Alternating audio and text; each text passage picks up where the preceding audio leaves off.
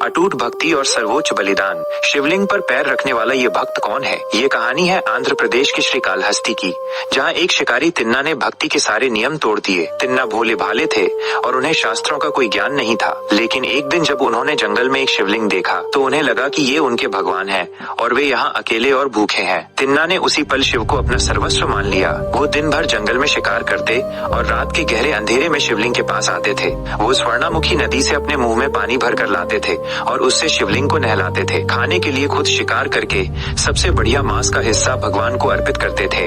मंदिर के पुजारी जब सुबह आते तो शिवलिंग पर मांस के टुकड़े और जूठन देखकर बहुत दुखी होते। उन्होंने भगवान से गुहार लगाई कि ये घिनौना काम कौन कर रहा है। तब भगवान शिव ने पुजारी को सपने में दर्शन दिए और कहा, घबराओ नहीं, कल तुम छिपकर देखना, मैं तुम्हें उस भक्त की सच्ची भक्ति दिखाऊंगा। अगली रात जब पुजारी छिपकर देख रहे थे तब कन्नप्पा अपनी रोज की तरह पूजा करने आए। तभी अचानक शिवलिंग की दाईं आंख से खून बहना शुरू हो गया। कन्नप्पा घबरा गए।